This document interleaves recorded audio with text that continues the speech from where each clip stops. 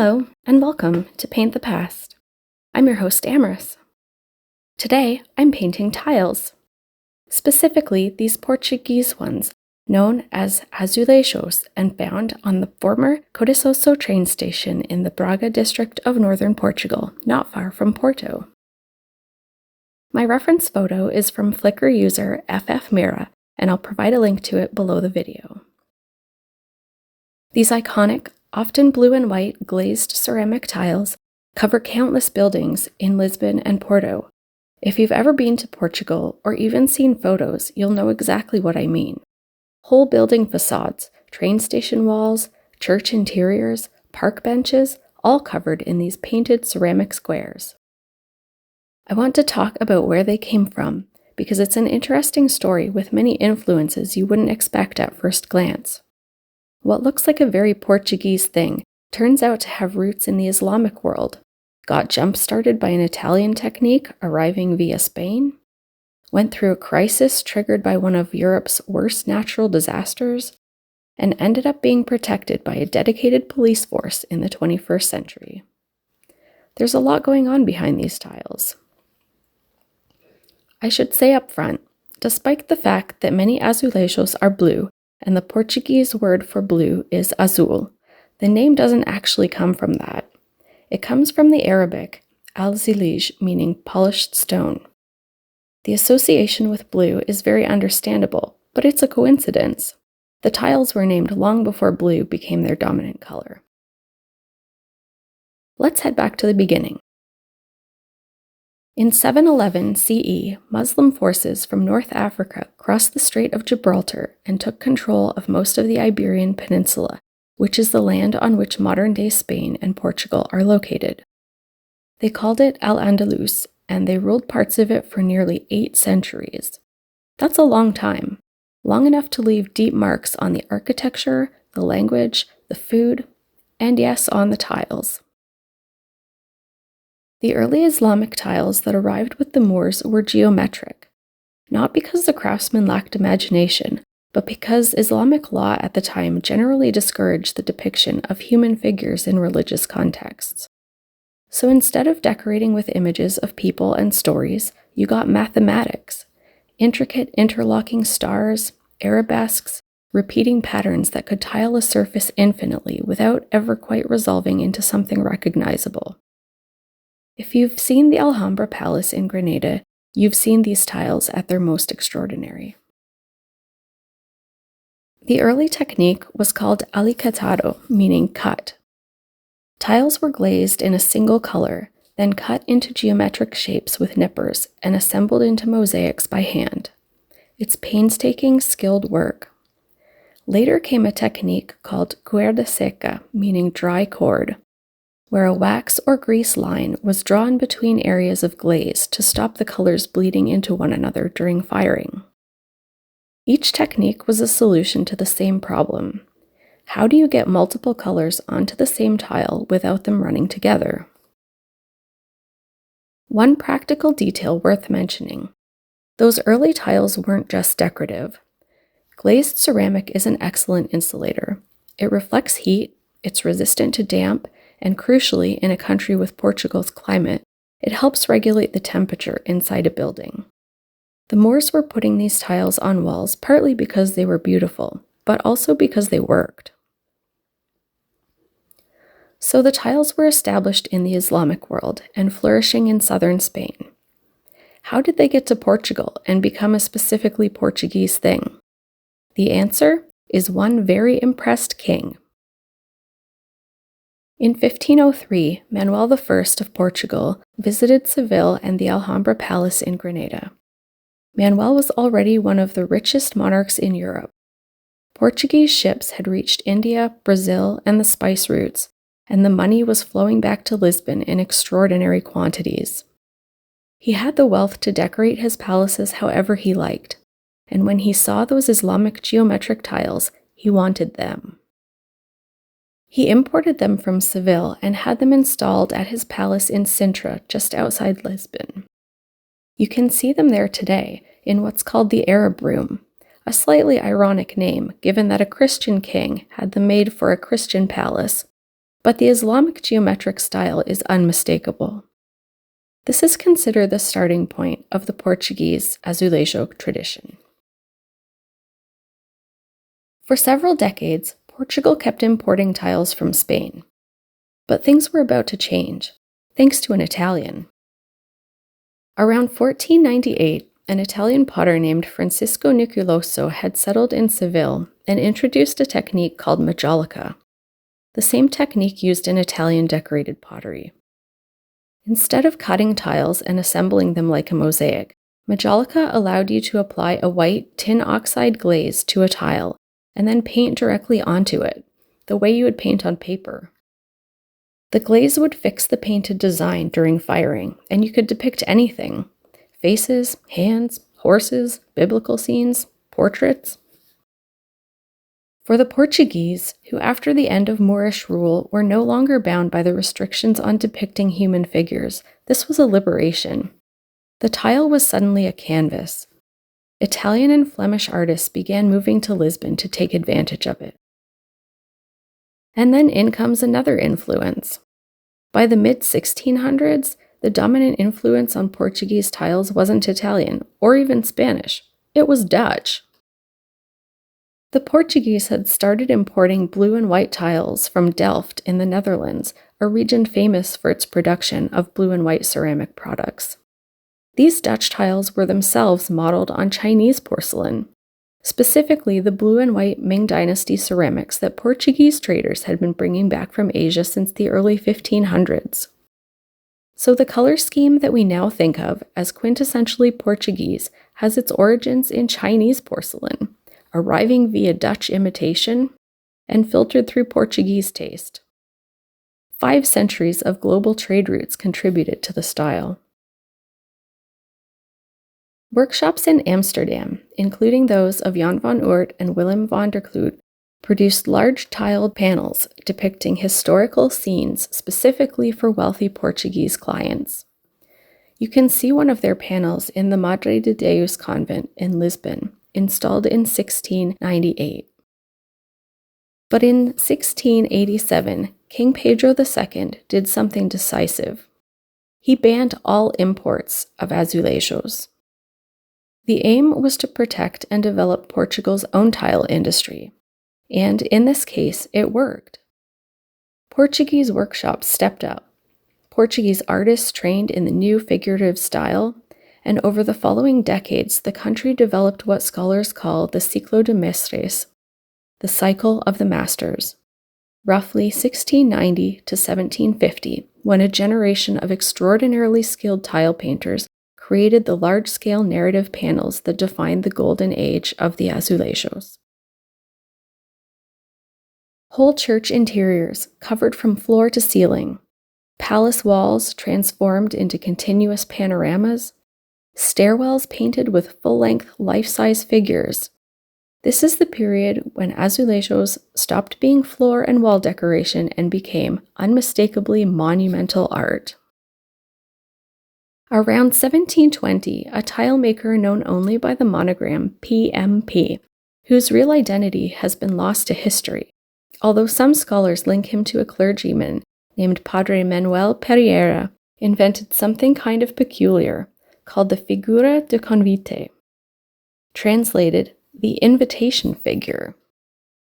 These were life-size tile panels cut into the shape of a standing human figure, usually a finely dressed footman, a halberdier, or a noblewoman, and mounted at the foot of palace staircases, in entrance halls, on courtyard walls.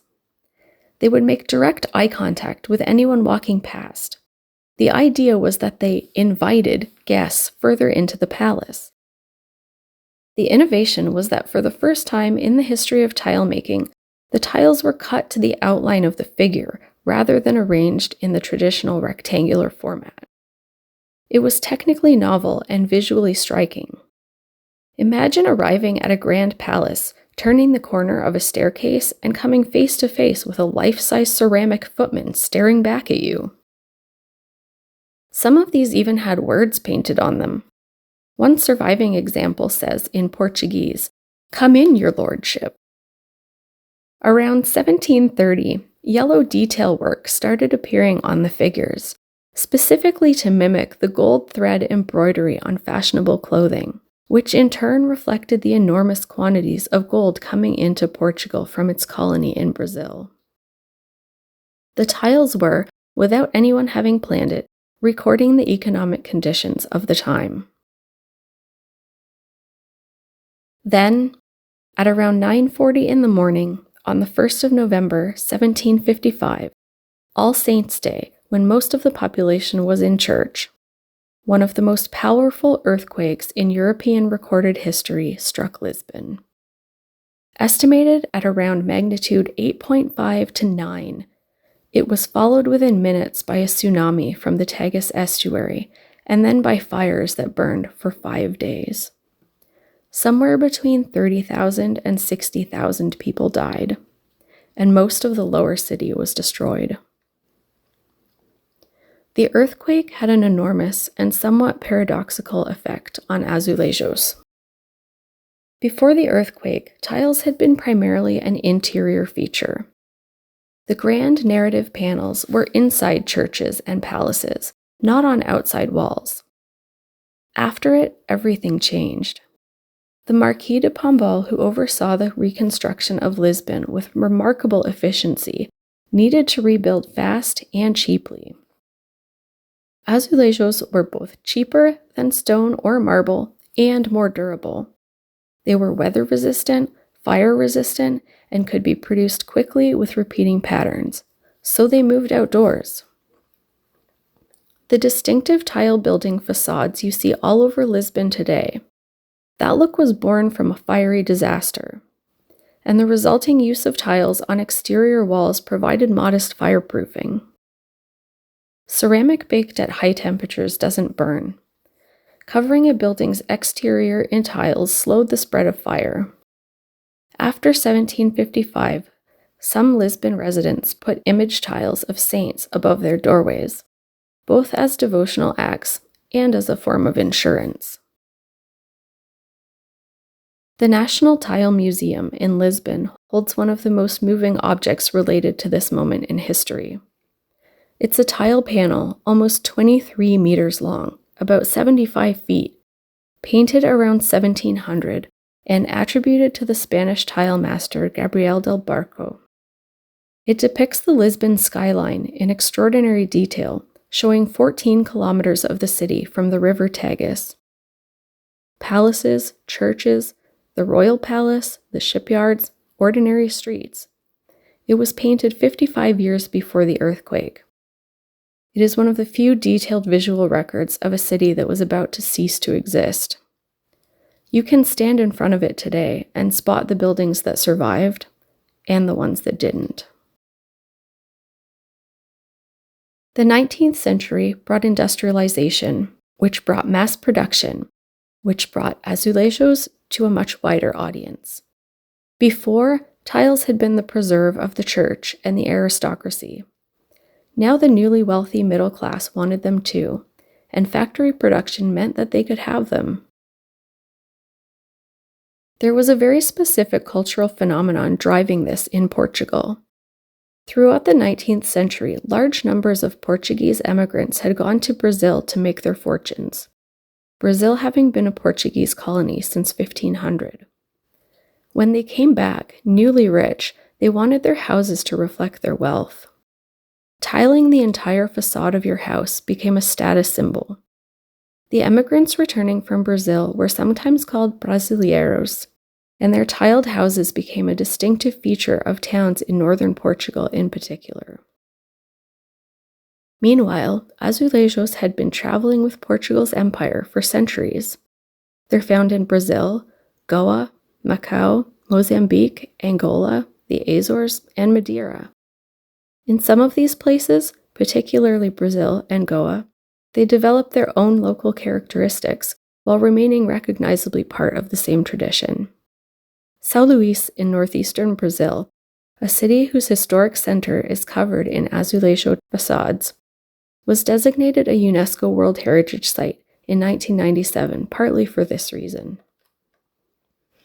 The tiles also made it into some unexpected places.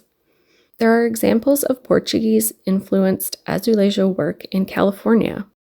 It's a tradition that genuinely went global.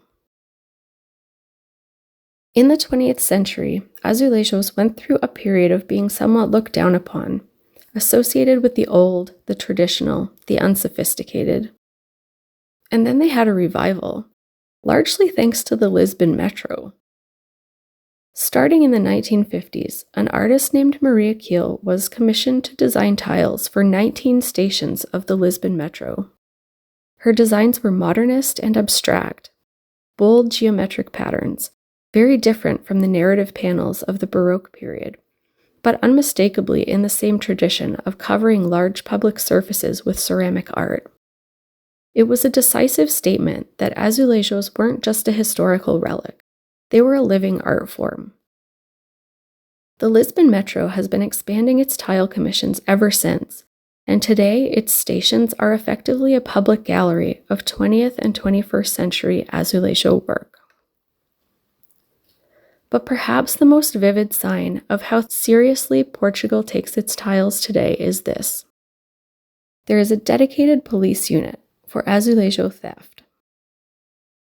In the 1980s and 1990s, an epidemic of tile theft hit Lisbon. People were removing tiles from the facades of occupied buildings, sometimes overnight, to sell on the black market to antique dealers and tourists. By some estimates, around 25% of artistic azulejos disappeared from Lisbon buildings between 1980 and 2000. An owner of a Lisbon cafe called Litaria da Anunciada arrived one morning to find nearly 60 hand-painted tiles depicting grazing cows had been stripped from the facade in the early hours of the morning. The tiles had been there since 1927. In response, the Judiciary Police, the branch that deals with serious crimes, set up the SOS Azulejo project in 2007. They built a database of stolen tiles. They ran awareness campaigns. They lobbied for legal protection. In 2013, Lisbon made it illegal to demolish tile-covered facades. And in 2017, that protection was extended to the whole country. Since SOS Azulejo was established, registered tile thefts have dropped by around 80%. The police hold a collection of recovered stolen tiles whose original owners can't be identified. Kind of a lost property office for pieces of architectural history.